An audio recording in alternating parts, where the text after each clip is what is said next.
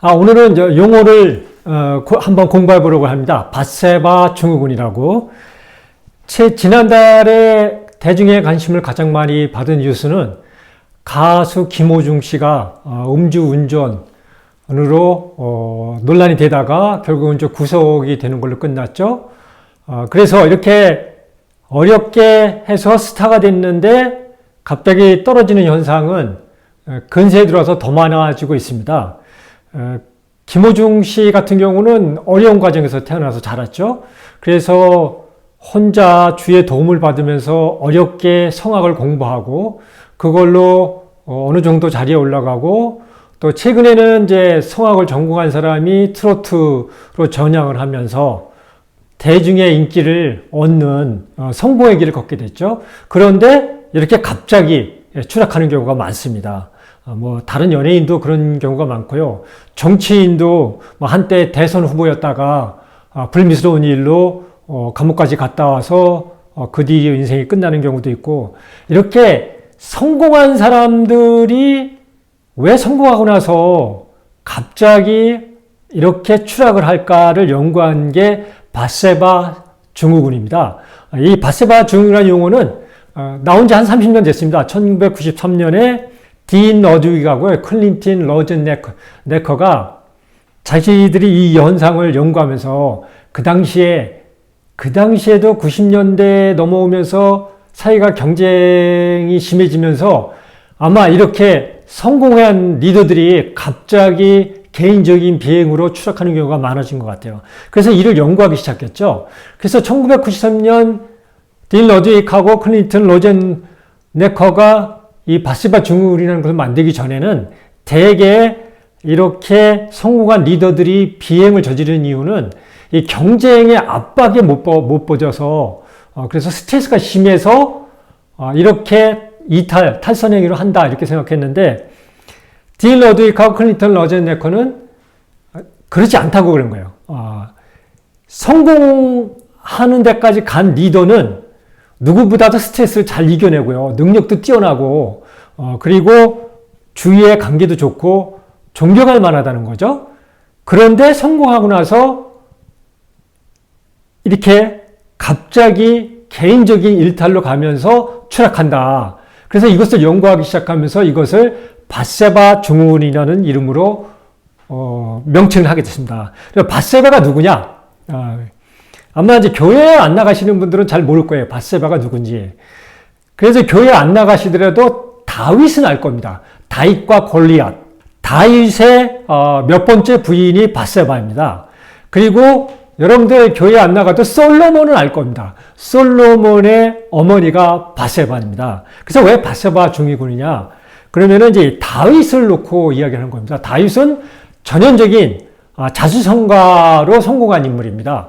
한낱 목동에 불과한 작은 소년이 그 이스라엘 군이 그 골리앗 거인의 겁을 먹고 전부 숨어 있을 때 이 작은 목동 아무 힘도 없는 목동이 나서서 이 골리앗을 넘어뜨리면서 순식간에 이스라엘의 영웅이 됐죠. 그런데 그 이후로도 이스라엘의 첫 번째 왕 사울 왕한테 끊임없이 박해를 받습니다. 근데 그 박해를 견디면서 살아남았죠. 그리고 나중에는 사울 왕을 죽일 수 있는 기회가 무지 많은데도 사울 왕은 하나님이 임명한 사람이기 때문에 내가 죽일 수가 없다. 그리고 살려두고 그러면서도 사울 왕한테 다시 자기가 목숨이 위태로운 경지에 몰리기도 그러고 했죠. 이런 온갖 고난과 역경을 주위의 존경과 그리고 본인의 능력으로 헤쳐나가서 이스라엘의 두 번째 왕이 됩니다.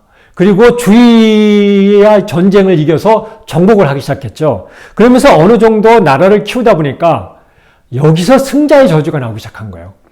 그래서 밧세바 사건은 어떻게 해서 일어나냐면요. 이때부터 이제 자신이 직접 전쟁에 안 나간 거예요. 전쟁에 안 나가고, 그러니까 사실은 왕은, 이 당시에 구약 성경의 왕은 전쟁을 승리로 이끌기 위해서 전쟁터에서 싸움을 주도하는 게 왕입니다. 그리고 다윗도 그렇게 직접 전쟁에 참여해서 승리를 거두면서 왕이 됐죠. 그리고 이스라엘 국민들의 존경을 받게 됐죠. 그런데 어느 정도 이제 정복을 끝내고 나라가 커지다 보니까 부하들한테만 전쟁에 나가게 하고 자기는 궁궐에서 머물게 된 거예요. 그런데 이제 밧세바 사건은 왜 터졌냐면은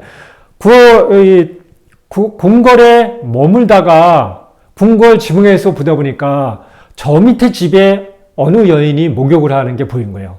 근데 그 여인이 너무 아름다운 거예요. 이 여인이 밧세바입니다. 근데 이 밧세바가 누구냐? 이 다윗의 부하입니다. 그래서 밧세바의 남편은 전쟁에 나가서 전쟁을 하고 있죠. 그런데 이 다윗은 그 여인이 너무 아름다우니까 그 여인을 데려다가 동침을 하게 됩니다. 그리고 임신을 하게 돼요. 그게 큰일 났잖아요. 그런데 자기가 컨트롤할 수 있다고 본 거예요. 그래서 그 밧세바의 남편을 전쟁에서 불러들입니다. 불러들여서 밧세바하고 동침을 하게 만들려고 그랬어요. 그러니까 음모를 꾸미는 거죠. 그런데 밧세바는 동료들은 저 야전에서 밥도 제대로 못 먹고 고생하는데 내가 이렇게 편하게 질 수 없다. 그리고 집에를 안 들어갑니다. 이렇게 뭐 술을 먹여서 음주하면은 취중으로 부인과 잠자리를 할까 뭐 여러 방법을 썼는데 이 밧세바의 남편은 나는 전쟁으로 돌아가야 된다. 그래서 그 일이 이루어지지 않았죠. 그러니까 이 다윗이 자기의 힘을 이용해서 음모를 꾸민 겁니다. 그래서 다윗의 바로 밑에 장군 요압한테 시켜서 밧세바의 남편을 최전선에 내보내라. 그리고 싸울 때 철군을 해라. 그래서 전쟁터에서 밧세바의 남편이 죽게 만듭니다. 그리고 밧세바를 데려다가 왕비로 몇 번째 왕비로 삼게 되죠. 이래서 이제 하나님의 노여움을 사서 밧세바의 첫 번째 아들은 죽임을 당합니다. 근데 이것을 보면서 이런 스토리를 보면서 밧세바 중훈이라는 용어를 만든 겁니다. 그래서 이들이 만든 딘 러드윅하고 클린턴, 로젠 네커가 만든 네 가지 승자, 정말 능력이 뛰어나고 특히 자수성가처럼 데이비드처럼 자수성가해서 성공한 리더들이 왜 그렇게 비행으로 추락하게 되는 환경이 되는지 그것을 네 가지로 정리를 했습니다. 첫 번째는 개인적으로 성공하거나 조직의 성공은 리더를 만족하게 만든다는 거죠. 그래서 내가 잘해서 여기까지 왔다. 그래서 만족하게 해서 거기서 머물게 되는 거예요. 그래서 조직의 전략이나 조직의 목표에 집중하는 것을 방해한다는 거죠. 이 성공이. 그래서 성공이 인생을 불행하게 할 수 있는 요인이 많다. 이런 것이 밧세바 중군의 요지입니다. 그리고 두 번째는 이렇게 성공하게 되면 그 리더한테 리소스 접근 특권을 제공한다는 거죠. 그러죠? 정보라든가 사람을 운영하는 거라든가 다른 자원이라든가 이런 거에 접근할 수 있는 특권을 제공한다는 거죠. 그리고 이 성공은 세 번째, 이러한 리소스를 제한 없이 마음대로 사용할 수 있다는 거죠. 왜냐하면 성공한 리더이기 때문에 다른 사람들이 믿고 맡긴다는 거죠. 그래서 조직의 리소스를 마음대로 사용할 수 있죠. 그렇다 보니까 권한이 막강해지는 거죠. 막강해지는데 권한이 막강해지면 이것을 잘 휘둘러야 되는데 무엇이 문제가 있냐면요. 이렇게 성공한 리더는 자신이 어떤 결과도 통제할 수 있다는 믿음을 이렇게 팽창시키는 거예요. 부풀리는 거예요. 그러니까 이제 앞에 세 개를 갖고 있는데 네 번째, 나는 어떤 경우에도 내가 이것을 통제할 수 있다. 이런 믿음이 있기 때문에 결국은 개인적인 비행을 저지르고 추락한다는 거죠.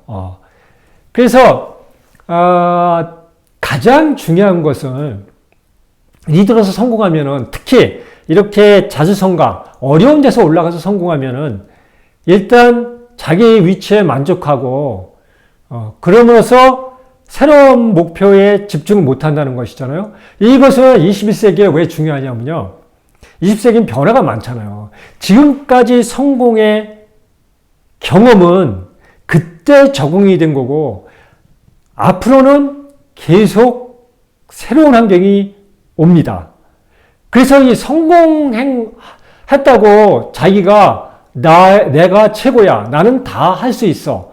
내가 다 해결하고 내가 컨트롤할 수 있어. 이 마음은 정말 디지털 시대는 치명타입니다. 그래서 제가 디지털 시대는 승자의 저주라고 그랬는데요. 산업화 시대에 잘 나갔던 사람들, 잘 나간 조직일수록 디지털 혁신이 어렵습니다. 그래서 디지털 시대는 더 필요한 게 성장하는 마음 자세죠. 이 성장하는 마음 자세, 그로스 마인드셋은 캐럴 드웨 교수, 스탠퍼드 대학의 캐럴 드웨 교수가 이야기하는 거죠. 그래서 이 그런드 마인드셋은 한국에도 번역돼서 많이 소개돼 있죠. 뭐냐면 이제 이게 자기가 쭉 이 리더들을 관찰해 보니까 점점 더 고정된 마음 자세, 픽스드 마음 자세를 가진 사람보다 그로스 마인드셋, 그러니까 성장하는 마음 자세를 가진 사람들이 훨씬 성공 확률이 높다는 겁니다. 지속성을 가질 수 있다는 거죠. 그게 뭐냐면 이제 21세기는 계속 변화가 많다 그러잖아요. 그런데 이 고정된 마음 자세를 가지면은 더 이상 노력을 안 한다는 거죠. 항시 겸손한 자세로 계속 배울 것을 찾고 그래야 계속 적응해 나가는데, 이 고정된 마음 자세를 갖고 있으면 나는 머리가 뛰어나, 난 능력이 뛰어나, 그러면은 더 이상 노력을 안 해서 결국은 뒤처지게 된다는 것이 캐럴 드웨 교수의 논리입니다. 이것이 뭐냐면요. 디지털 시대에는 승자의 저주가 왜 일어나냐면은 내가 해오던 대로 하는 거예요. 근데 내가 해봐서 아는 데는 디지털 시대의 쥐약이라고 그랬잖아요, 거의. 왜냐면 끊임없이 새로운 현상이 나오거든요. 재작년 말부터 지금 전 세계를 비즈니스든 정치든 학교든 이 흥분의 도가니로 만드는 것이 생성형 인공지능이잖아요. 이것은 아무도 경험을 해본 게 아니에요. 이전에 성공했던 게 적용이 안 돼요. 새로운 모델이 필요하거든요. 그래서 이렇게 끊임없이 새로운 기술이 나오고 그것이 우리한테 새로운 패러다임을 요구할 때는 이 겸손한 자세로, 내가 이거는 모른다, 저거는 잘했는데 겸손한 자세로 접근해야 계속 지속성을 갖고 생존할 수 있다는 겁니다. 그런데 여기에 더해서 이 디지털 시대, 제가 리딩 앤 피트니스에서도 주장했지만 디지털 시대 정말 행복하게 살 수 있는, 그리고 경쟁력이 있는 경쟁력이 좋은 우수한 성격이라 했잖아요. 왜냐하면 이게 연결의 시대고 변화가 많고 그리고 모든 정보가 공개되기 때문에 정말 누가 봐도 문제가 없고, 또 항시 24시간 언제 어디서도 누군가는 나를 들여다본다는 마음 자세로 나의 성격을 만들어가지 않으면은 21세기는 버티기가 힘듭니다. 그래서 이렇게 특히 자수성가한 이 리더들이, 성공한 리더들이 더 많이 개인적인 실수로 추락하는 이유는 이 어려운 환경에 자랄수록 이런 훈련이 적게 되어 있는 거예요. 그러니까 평상시에도 나의 캐릭터를 컨트롤하고 그리고 어떤 상황에서도 너무 오만하지 않고 항시 겸손하면서 끊임없이 새로운 목표를 설정하고 그것을 노력하면서 성취하는데 행복의 목표를 잡는 그런 연습을 해야 되는데 그 연습이 안 돼 있다는 거죠. 그런데 지금은 산업화 시대에서 디지털 시대로 빨리 넘어가면서 이렇게 자수성가한 사람뿐만 아니라 대부분의 사람들이 이 훈련이 잘 안 돼 있어요.